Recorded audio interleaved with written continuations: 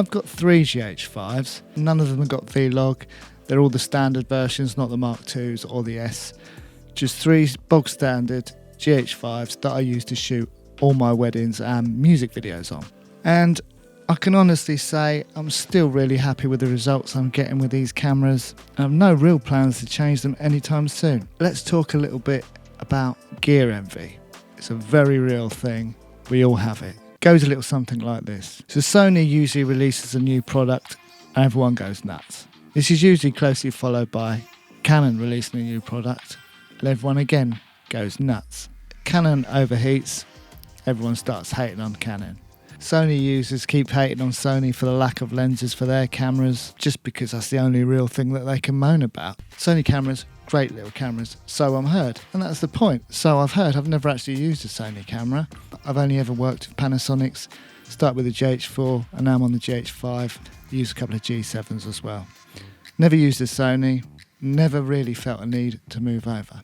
So whilst all this gear envy is going on, there's a small section of the community, the Panasonic GH5 community, sitting there cradling our Panasonic GH5s and answering the same question over and over again. Not great in low light though. And then there's the other question, of course. What about autofocus? So let me tell you why the GH5 is still worth having in 2022.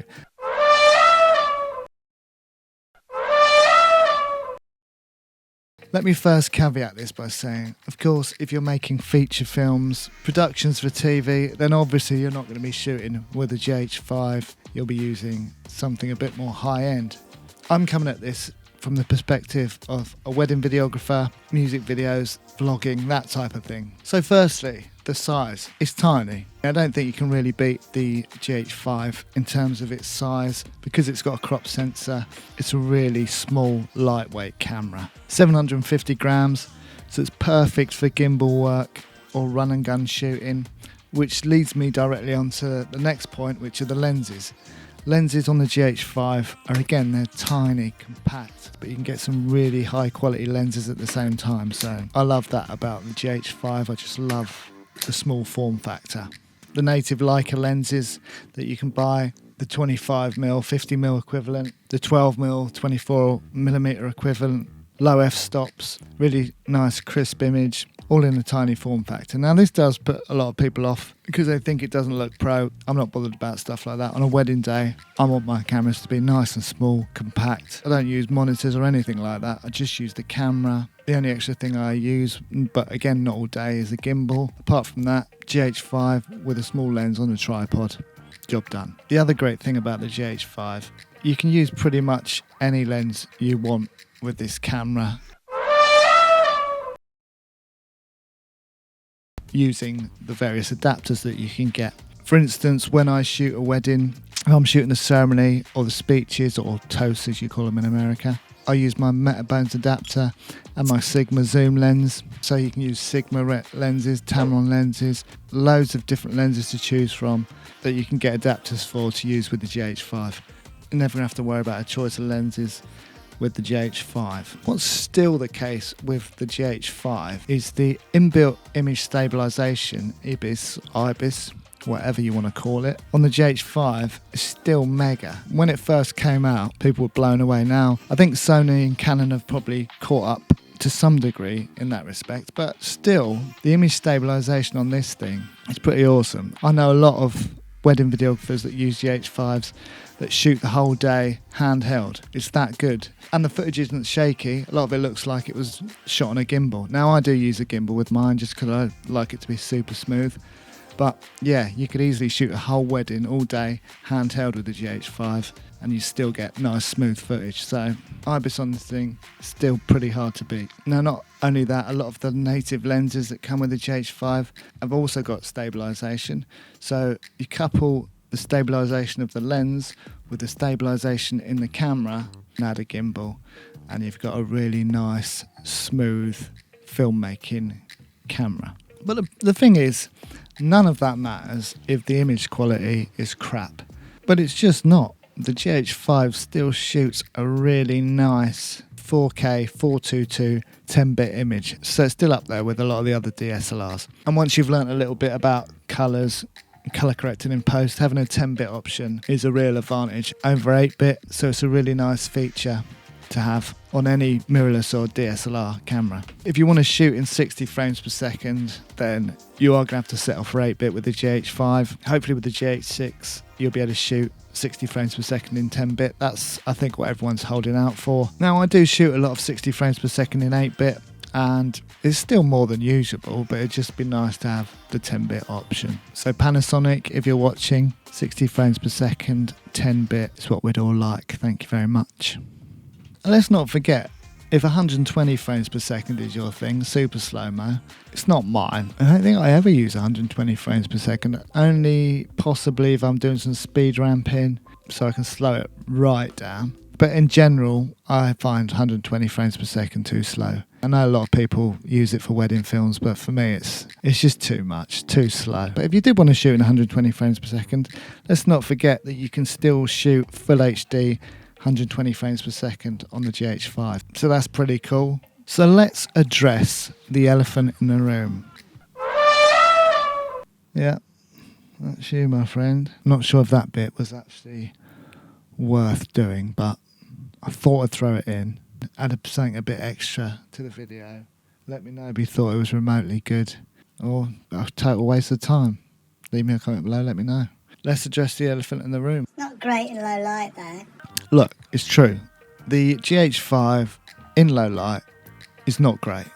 I rarely push the ISO above 1600. Anything above that and you do start introducing a bit of noise. But, I mean, the way to combat that is just don't shoot in the dark. Now, I'm not being flippant about that. Wedding receptions, anything like that, I will always set up some lights anyway. So the low light thing is never an issue because it's well lit anyway. It kind of forces you to use lighting, whereas other cameras you might rely on the low light capabilities. With this you can't, so you have to light things properly, which is, I think, is a good thing. And I'm not trying to make excuses for the camera. It would be nice if the low light was a bit better on it, but I'm just saying it's never really been that big an issue for me. It's just meant that my ability to light things has got better. So if anything, it's been a blessing rather than a curse. And the only place that does fall down is in dimly lit ceremonies, because I don't really want to set lights up in ceremonies. But even then, 1600, you're still going to be able to get a decent enough image to work with. So, and using decent lighting makes your images much more interesting. You get some really nice shadows. I love using it for wedding receptions, the dancing, the first dance and all that sort of thing, shooting into the light or just lighting the couple. I just think having some really nice lighting makes a world of difference to your films. It's definitely something I would suggest doing if you're not doing already. But if you are going out shooting in the dark, don't get a GH5, get a Sony. The autofocus sucks, man. The autofocus is pretty bad. The only time I ever really use autofocus is when I'm making these vlogs. I'm using it now. It's not too bad for that sort of thing, but if you're ever trying to track someone, I haven't done it for a while. It's probably improving all the time. I never use autofocus anyway. Learning to manually focus again is a really good thing to be able to do. So not being able to do it very well on this camera forces you to have to use manual focus, but I would use manual focus anyway, especially for weddings. Not sure many scenarios where you'd want to be using autofocus anyway. So yeah, for me the autofocus isn't a problem. Now it does just sound like I'm trying to excuse everything the GH5 can't do. I'm not. I recognise that there are a lot of things that could be better on the GH5. Hopefully they'll improve on the GH6. I'm just saying autofocus for me isn't that big a deal because I don't use autofocus. I manually focus whenever I can. So there. Doesn't shoot in 6 or 8K though. Can't shoot 6 or 8K, so what? Why would I want it to shoot in 6 or 8K? Unless I want massive files that I'm going to find it really hard to edit with. I can't really see why I'd want a camera that shoots in 6 or 8K for wedding films or music videos or those sort of things. I just don't need it. And if you think you need it, then I think you're wrong, but that's up to you. If you think you need 6 or 8K capabilities, then again, don't get a GH5. But that's your call. In 2022, 4K is more than fine. Now I appreciate moving forward, 6K, 8K might be something we all need to look into, but at the moment, for the foreseeable, 4K more than enough for wedding films, music videos, vlogs, everything that we talk about on this channel. So There's no Bokeh, man. Simply not true. You can get bokeh with this camera. Easy. I get bokeh with it all the time. Just because it's got a crop sensor doesn't mean you can't get bokeh. Just whack a really low f-stop lens on. Now, it's very rare that I ever go for maximum bokeh anyway. I don't want a background that's totally invisible. I tend to go for something in between, so you can still get some nice bokeh with a GH5. That's all I'm going to say on the matter. You should get a full frame camera, man. Why? I have had 0 comments on any of my wedding films, music videos, vlogs saying, like your films, but they look much better full frame. It just doesn't happen. Once people start watching your film, they get used to what you've filmed. Most people aren't going to notice or care whether it's filmed with a full frame or a micro four thirds. Now, you might, if full frame photography or videography is your thing, and you like the overall image that it produces, and that's fine. I'm just saying, you don't have to shoot with a full frame camera. It's a choice, and for me, again, it's never been an issue. I've never thought, well, I like the image on this, but I could really do with it being full frame. Maybe it's because I haven't really used a full frame camera. Maybe if I used a full frame camera for a while, I might think, why was I using that GH5 all that time? But I don't think I would. The image I've got on the GH5 has always been one that I'm really happy with. So that's that. That brings us back to the earlier low light issues. Obviously, with a full frame camera, your sensor lets a lot more light in. It's much better in low light, but as we've already addressed, that's not an issue for me with regards to this review of the GH5 in 2022. Let's not forget, because it's a crop sensor, we have access to all those other lenses. So, you know, apples and pears, innit? It's 5 years old. Your camera's way too old, man. Yeah, it is 5 years old, but I've spent the last 5 years learning how to use this thing. I've learned how to navigate my way around the menu, which, by the way, on the GH5 is really awesome. The menus on the Panasonics are really easy to navigate. I've learned about the image, how to edit that image in post, so I know what colour corrections to use, what LUTs work best, just how to get the best image out of this camera. So why would I then ditch this and learn a whole new camera system if I'm actually happy with the image that this camera produces? You know, it doesn't really make any sense to me. Now, I wouldn't go out and buy your standard GH5 in 2022. I would look at getting possibly the GH5 Mark II or wait for the GH6, although there's no real release date for that at the moment. So you can get a GH5 Mark II, similar to the GH5, but a lot of things have never been updated. For me, I'm going to wait for the GH6. Then I'm going to get a couple of GH6s. Then I've got a couple of GH6s. Still use a couple of GH5s. Then I've got a nice 4-camera setup for my weddings. I mean, price-wise, in the UK, you can pick up a GH5 Mark II from between sort of 1,200 if you're lucky to 1,500 quid. Body only, still a lot cheaper than the Sonys or the Canons. I mean, you can pick up a second-hand normal GH5 for about 700 or 800 quid. Here's little old me still shooting with the normal GH5. So if you're on a super budget, then go out and get one. But the purpose of this video was just to show you that you can definitely still use a GH5 in 2022 to shoot really high quality film on for weddings, music videos, vlogs, all those sorts of things. We all get gear envy. It's a real thing. The amount of times I've been tempted by the Sonys, the Canons, especially the Sonys. Every other wedding I go to, people ask me why aren't I shooting with the Sony. I've grown quite attached to my GH5, so I'm sticking with it in 2022 and beyond. So I hope you guys have found this useful. If you have, please do give it a thumbs up.